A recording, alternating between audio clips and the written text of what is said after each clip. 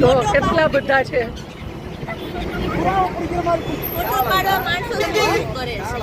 હે ફોટો પાડવા માટે માણસો તો પછી જોજી હવે આ ગાંઠિયા છે ને તું ઉપાડીને અહીંયા મૂક. જો હમણાં આવશે હો. જો આવ્યા કેટલા બધા આવ્યા.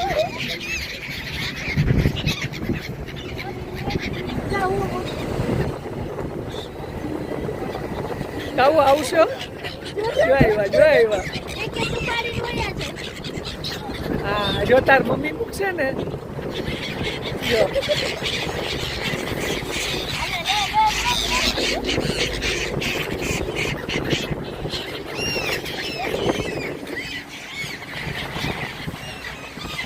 સમજો.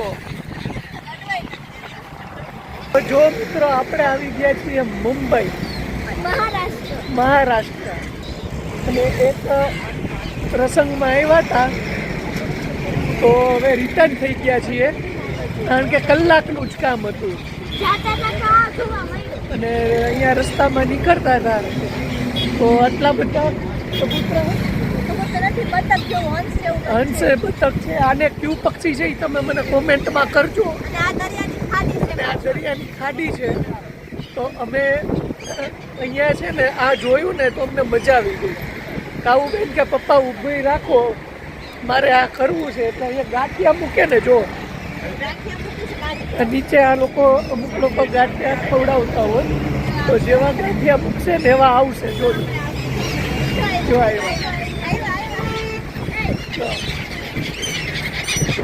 કેટલા બધા આવ્યા. ચાલુ જ હોય એટલે ખાવું બેન ને બહુ મજા આવે.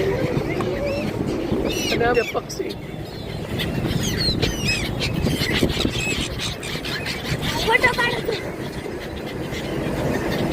ચાલો પડી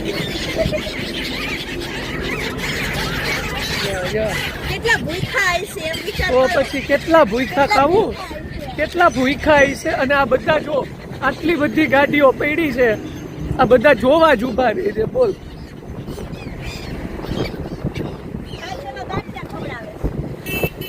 આ છે ને હવે ગાંઠિયા જ ખવડાવ્યા કરશે હો. જો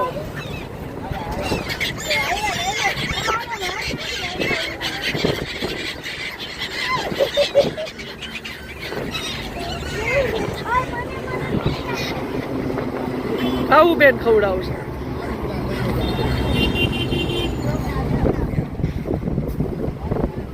આવ્યા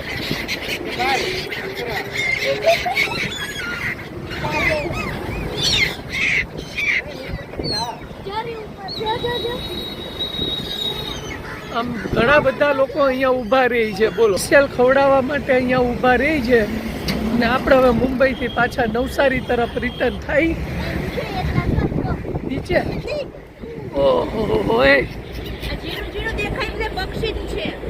આ બધા પક્ષી છે જો નીચે તરે છે. મને તેમ કે કાગળિયા ઉડે છે આ ખેતથી તેવું લાગો કે કાગળિયા કેમ ઉડે છે એટલા બધા જોઈ તો પક્ષી હતા. જો આ ભાઈ પકડી લીધું. ફોટો પાડવા પકડે છે. હા બોલો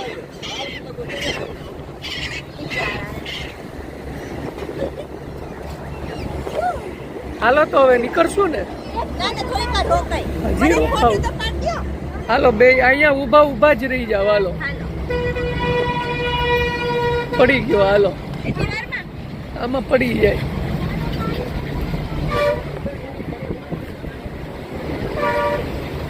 વાં જો ઊભી રે.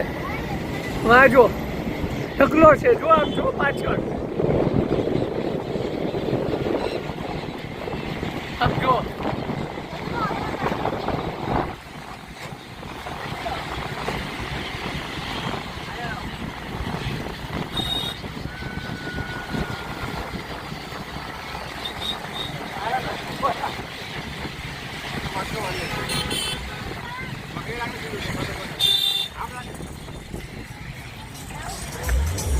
કેટલા બધા છે.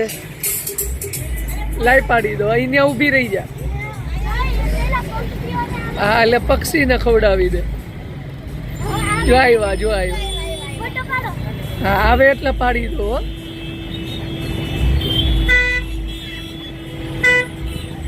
પડી ગયો. પાછળનો દેખાય. હાલો તો હવે નીકળીએ, પાછો ટ્રાફિક થઈ જશે.